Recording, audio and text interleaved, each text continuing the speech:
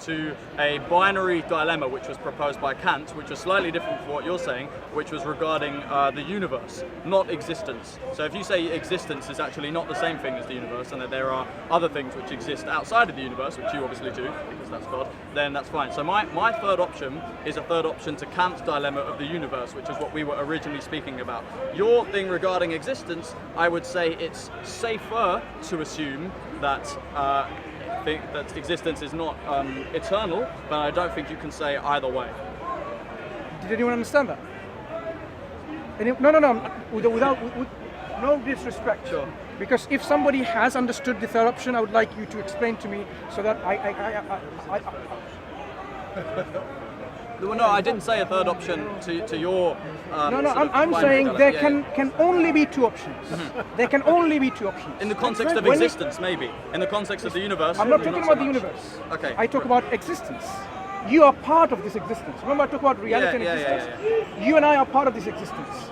So either there is these two binary options, or there is a third. If you have a third, I would like to know what that third is. I don't know if my third option applies to existence as a whole, to the cosmos, as well as to the universe and to time. Why limit existence to only in London?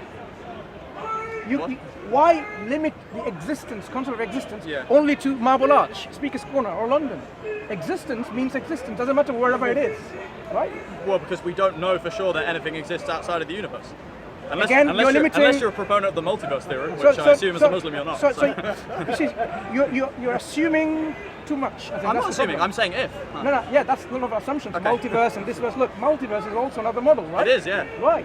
That means our universe is not the only existence. Uh-huh.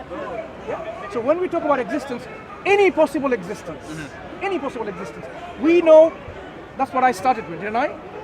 Are you sure that you exist? The moment you affirm that you exist, we have existence. Yes. Doesn't matter whether it's in a multiverse or not, we have already got existence. I'm with you. Right. When we have existence anywhere in inverted quotes, because what is anywhere? What is everywhere? Right? The question needs to be asked is, has this existence, ultimate existence, that eventually gave rise to you, or you are the ultimate existence, and there was no prior existence, has it been always in existence? I would say no. Right, good. So you come to a position where it's actually, nothing was eternal, it was non-eternal at one point. It could be eternal outside of temporal boundaries, though. It could be eternal outside of time, as well as eternal inside of time. It's a distinction you have to make. I won't get back into physics again. You see, look, that's why I'm using the terms always, without using time in the sense that, 5 minutes ago, Googleplex years ago, whatever. No? Yeah? Do you understand my point? So either your existence hasn't been always, or it has always been there. You affirm it hasn't been always. That means there's a point. Remember, mark my words, I'm using non-mathematical terms. So that you can't just bring in, this is the argument of Richard Feynman. This is the argument. Well, I'm not using it to confuse you. I mean, you can look it up if you don't I'm not saying to confuse you. I'm saying that the discussion that I have had so much from my experience, people try to then fit these terms into an argument box. This argument is from Descartes. This is from Immanuel Kant. This is from Feynman. And then they're not even thinking. They're just trying to fit it in the box and provide a standard box response to it. I'm not going to allow you to do that because I'm going to use terms. I'm not trying to do that. I'm sorry if that's what you're understanding me. So there was a point when there was non-existence in your understanding. So I would like to know. I'm not 100% sure. No, that's what you affirm with certainty. Because either the existence of yours or ultimate existence has always been there, or either the existence has always been there, or it hasn't been always. If it hasn't been always, then you're certain it's had a point of existence. This is what I would say. You can't just say I don't know, because you have to subscribe. Actually, you can say I don't know. Are you saying you can have more than your position on a third option? You have to subscribe to one of these two. You haven't got any third option. No, the third option is with regards specifically to time. I misunderstood you initially. I've moved away from time. Regarding existence, yes, I think it's more likely that there was an initial beginning, which I would call the Big Bang. You would obviously call. You're limiting Genesis, again whatever. to I'm not limiting just our universe when there is proponents of models Yes. brought forward where there are multiverses other than our universe, but you're only confining to this universe. One thing you will be surprised to listen. No, the Big Bang would be one thing you'll be surprised. In the Quran, Allah says, Alhamdulillahi Rabbil Alameen. What is striking in this is God is saying praise and glory and gratitude to be Allah, Lord of all the worlds, not one world. People think there is only one world. That's what the Greeks I didn't say thought. that, by the way. No. Yeah, people thought there was only one world. But from the very beginning, we are told there are many worlds. Okay? Whatever in your imagination, there's more than one world. So, if you just think about this particular model, our universe, no, you have to take into account every other model that's there, which is being discussed, and say, let's weigh out pros and cons of this. Your particular subscription is either to always been there, or there was a point of existence. You said point of existence. Do you mean point of beginning of existence when you say that? What do you mean point of existence? Because there wasn't always there prior to that. Right. Okay. So that means at some point, Yes. your existence, There was a beginning. Okay. it's a beginning. All right. Right. So if you subscribe to that position, there was a point of the beginning of existence. My next question would be, while there was non-existence, because that's what this assumes, how did existence proceed from non-existence? Right. So first, I'd like to say that I'm not asserting that existence began. You can't necessarily say that. I'm saying Then you're not actually proposing or subscribing to this view. You're saying existence was always there. You cannot have any other option. I'm not saying it's two. I'm not trying to say there's any other option. I'm giving you only two binaries. There isn't a third. Answer me this. Can you be 100% sure of either option? It's not about... No, can you? Just say yes or no. Please. Okay. I am saying you can only subscribe to one or the other.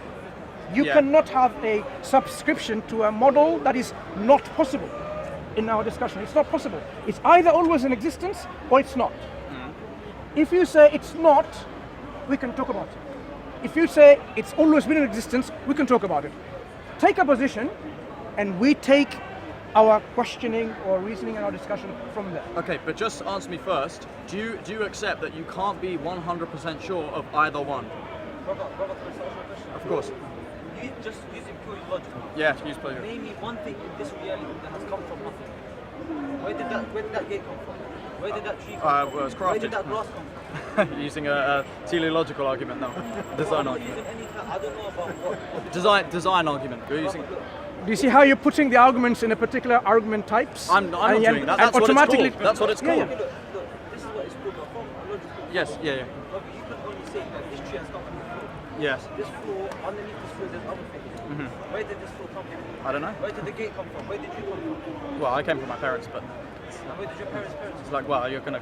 There's here. Answer this question. Looking at it, just look at this. Yeah. Name me one thing. Just ask the answer. Name me one thing in this reality that has come from nothing. The closest I could answer would be various particles at the quantum level, But even which. even particles exist. That's not nothing. That's Right, but we don't know if it is. To us, it appears as if they pop into nothing and that they've only begun to exist once we've observed them, which could be described as coming from nothing. yeah, but when they say nothing, it means not space, time, and matter in the sense of our universe. Right. Not literally nothing. How do you make that distinction then? Because that's what the theory of is, like Lawrence Krauss when he says, "Oh, there Absolutely. is nothing." It doesn't literally mean No, nothing. it means something, exactly. It means something, but it means nothing in the sense of when we say there's no left, up, down, right, and that, and there's no time and there's no space. Right. Then we in our universe would say it's nothing, but it is actually something. So you're saying nothing is not actually nothing. No, it's actually something. So there is actually no concept of nothing which can even There be is, conceived but of. Oh, there is. There, Okay. there is, but the scientist like Professor Lawrence Krauss, he is not willing to accept the philosophical concept of nothing. He goes for his own redefinition of nothing in his lectures, in his books like The Universe from Nothing. And he then explains how this nothing is something. Exactly. So we have to be very careful Yeah. when people talk about nothing. When I say nothing, look, if I have a wallet and I say I have no money in my wallet, no money whatsoever, can I give you £5? You will say, oh, but you can give me £5 from your friend, from a bank, and so on. Getting negative, borrowing. And I said, no, I have no one. I have no friends, I have no banks. The only thing I have is my wallet, which has no money. Can I give you money? So this concept of nothing is this. Yeah. I have nothing Yeah. to offer. But scientists are trying to say, yeah, you can give me £5. From where? From what? Oh, this is, do you see that problem? This is a deception to, okay, I'm not going to go there because this will be like dishonoring our respected scientists. But this is becoming... You can disrespect No, who you like, I'm I saying don't this is care. how it becomes very polemical. Science or scientists can be very polemical They can. because they are driving a particular worldview, aren't they? Richard Dawkins, for example, is very staunch in his views, anti-religionist, anti-religion and so on. So he has a particular worldview, and because of this, he has to, make his particular arguments palatable to certain people. Why are they still behaving like children? Okay. Anyway, we've got police in control, right? Okay, right. So let them deal with that. So as I said, when you ask me, can I be 100% certain in either of these two positions? That is the question that we should really discuss. How can we arrive to that certainty? In fact, in Islam, what Allah tells us in the Quran is that He gives us information so that it can build our level of certainty. It can increase our certainty. It says, وَبِالْآخِرَةِ هُمْ يُوقِنُونَ, so that they can be certain of the hereafter. So concepts are given, information is given, which builds our confidence so that it raises our level of certainty. Our knowledge, There are different levels of certainty. For example, there are, in Islamic term, I'll just briefly tell you, there are at least 3 different levels of certainty. Okay? There is something called ilmul yaqeen, ainul yaqeen, and haqqul yaqeen. Okay? So this is about knowledge. Certainty from knowledge, certainty from, say, something that you've seen yourself, you have actually first-hand seen it, witnessed it, or the real truth. Okay?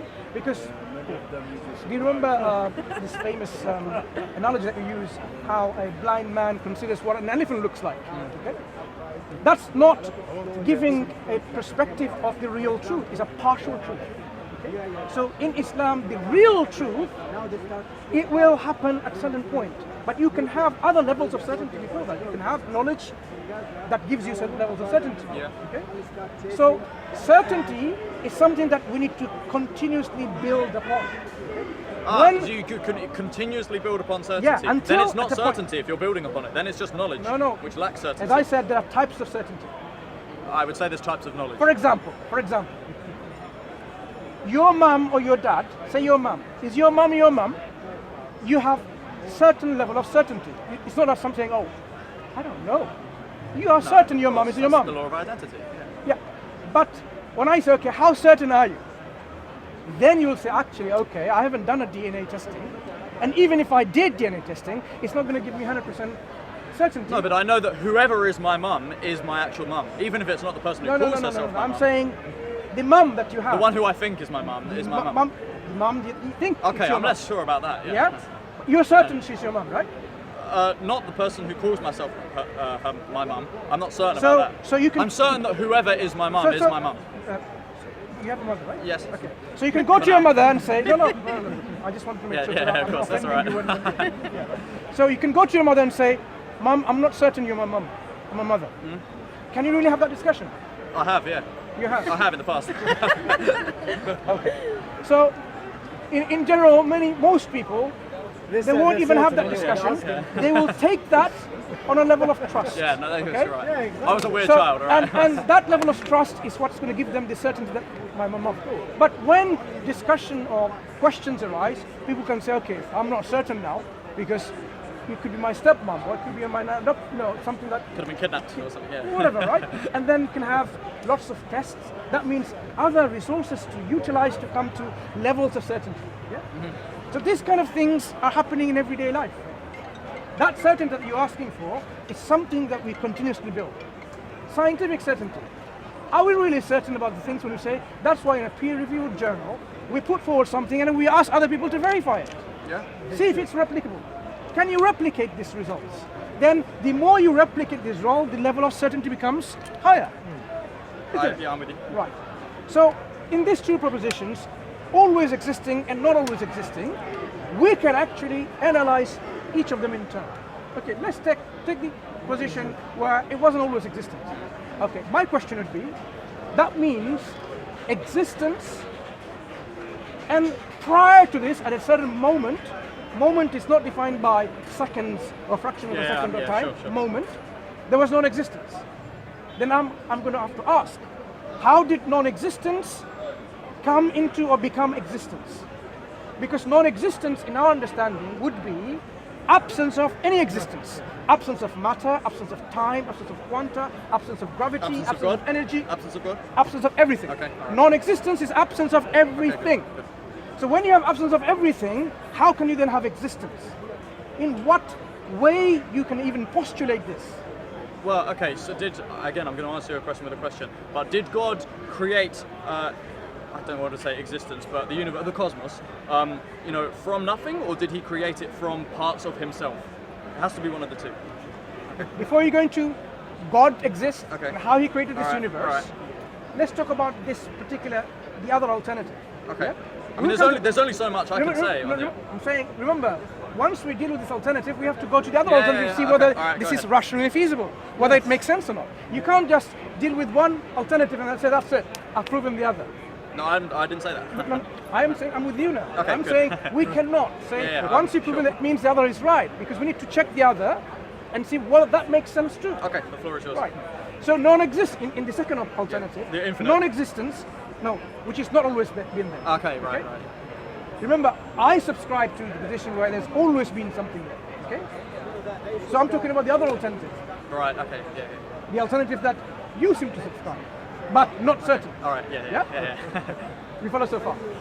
So in this position, there is non-existence and then existence proceeded from it, or existence was risen from it, what came out from it. Non-existence became existence. When non-existence is absence of every existence, how do you get existence? In which scientific theories, logical theories or arguments that you can use and say, yes, it's possible? I don't see it's possible in any way, shape or form. Well, so, and again, I don't think you can know either way, but I would say there's a sort of, again, I'm going to use it again, I'm going to say a finite time without boundary. Okay, because time is such a difficult concept to grasp. Okay, in the sense that it may be curved. It becomes meaningless to say whether or not there is a beginning. I don't know how else I can. I kind of get what you're trying. You get what I'm. Can you put it to him in a way that it's better than what you're what I can saying say? as well. Yeah. I think you're wrong. I've been listening and incorrect. Well, You're explain. coming out Thank with you. intellectual rubbish. Okay, explain. No, don't. Explain. Thank you, but You've don't- heard him. Explain. I'll explain something. Did you hear my question, though? By the way, I've with heard all a lot respect. of what you've said. What was my question? What, to him? Something about how can non-existence not exist if it doesn't exist? Some rubbish like that. No, that You're wasn't my talk- question. You're talking Sorry, about with all respect. non-existence. No, With all due you've been respect, talking no, for what I'm saying is, half an when you hour. offer your response, So you can't be it's wrong. only fair, do you not agree, that the response is in line with the question that is asked? Yes. Right. So the question that I asked, I will tell you what I asked. When you have non-existence, how do you get existence from non-existence? But I'll answer that. Thank you. I'll answer it. I'll put a question to you. Does death exist? Answer that. I'm not answering anything. I'm going to ask No, you. you can't answer it. It's not about I can't The answer great it. intellectual can't answer You it. agreed with my friend here, Jacob. It's a simple question. It's a simple question. Does death exist? Explain. Oh, okay. Define death. You can't This is define an argument I death wasn't because gonna it get. doesn't exist. Sorry. If you ask me a question, your question has certain words in the language that you're speaking with me in English. Every term must have a meaning. If it's meaningless term, then I cannot provide you any response. So when you say, does death exist? So, does, I know what does mean in English language. I can pick up a dictionary on my phone and I can tell you what does mean. Does, did, do, right? Right. Death is the key point. Well, I'll come back to it later. Existence, yes, it's a defined term. So I'm asking you simply, what do you mean by death? Would you like to qualify your term. Define it in the simplest way. The answer's Jeff no. doesn't It doesn't. exist. It doesn't exist. You see, you're not responding and engaging with me. You asked me a question It doesn't exist. for me to respond to you. Do you? Okay, it's not fair. Yes, that's for me fair. to respond to you, I need to